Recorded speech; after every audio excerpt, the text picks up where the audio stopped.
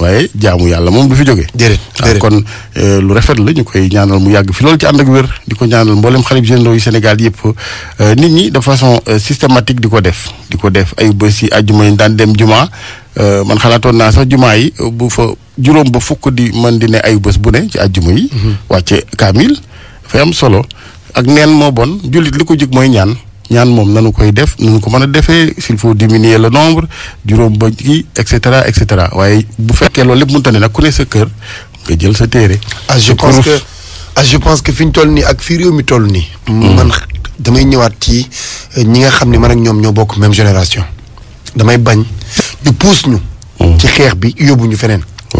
fi ñu toll nii ñaari fan yi waxatuñu xeex corona bi.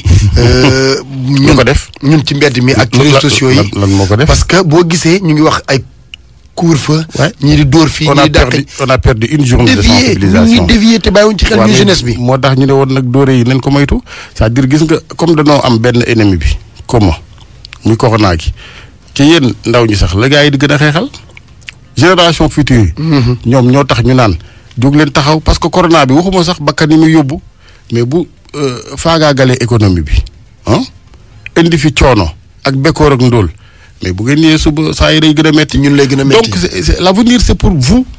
léegi nag bu fekkee ni xale yi amuñu conscience boobu lu may di génn di ñaawalaate sànni xeer seen waajur itam mel ni ñu ne cinéma di seetaan loolu day gën a compliquer mbir mi donc noonee lañ koy defee mais loo ci mënti dégg it ni ma koy waxee rek fexe ba xel di ko yóbbul xol bu jóg masul defar day yàq après ñu wëlbatikuwaat naan suba xamoon donc en toute chose na xel jiitu xol moom day mujj rek mais ndaw ñi tamit nañ jiital seen xel ci xam ni lii nuy xeex pour ñooma les générations à venir l'économie mondiale dina dellu ginnaaw donc tout ça nañu taxaw xar seen tànk tubéy heure bi sax dañoo waroon taxaw ne président wutal ñu ay tool ñu bay surtout mbay mi ceeb de bon sekkee nag njawee ni bu yow ñu summi ma mais loolee dootul baree nii dafay ci manqué lañ jëm boo moytuwul mais il faut dire les choses bu ñu fi nekk naan non mar de im sax yooyu lii ñëw boo ko séenee gis ko da nga koy moytu.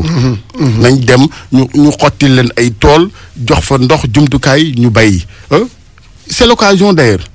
léegi âge bu yenn produit aussi ñu jëm koo defaral suñu bopp parce que jamono lu muy gën a metti nit ñi di gën a tëju seen biir masque yi donc bi affaire bi ñàngee ña doon defar masque dañ ne ñun ñoo leen ko gën a soxla. wallaahi waaw mu ngo dañ ko mujjeetee pour ñoom.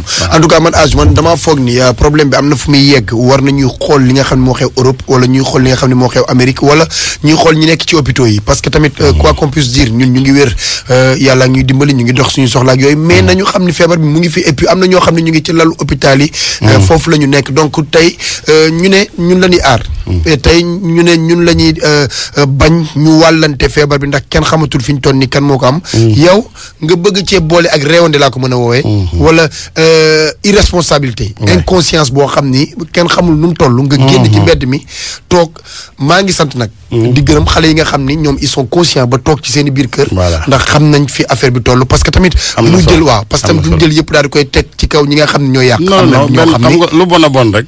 waaw da ngay indi sa saako pomme de terre benn bu nëb rek daal di ñu fàtte ña baax ñëpp mais ñi toog ñi toog di jàng seeni leçon dugg ci internet gi bañ faa ne di saagante waaye di xool Google fan la ñu mën a dugg ba am xam-xam ñi toog di seetaan salle des professeurs ca TFM ñoo am fulla parce que ñoo xam ne ëllëg gi pour ñooma mag ñi dañ leen di gungee rek waaw addina bi bu ngeen demee ba nga xamante ni toog ngeen ne yàcc di sànni xeer ak a guinge ak a mandé ak a di bu ngeen ñëwee koom-koom bi manqué waxuma la takk jabar waaye du ngeen mën a fay sax benn pantre bu yaas. en tout cas nay leer nii yenn saay nga foo benn foo ci sa àdduna mooy fooyee nga sa àdduna. yenn saay nga def benn foo ci sa àdduna. mooy fooyee nga sa àdduna te bàyyiwoo ci xel. mais gis naa ne sa baat baa ngi dee de ci gars yi am na lu ñu ci wax de wala. yooyu tamit sojo symptôme yi la âge man daal.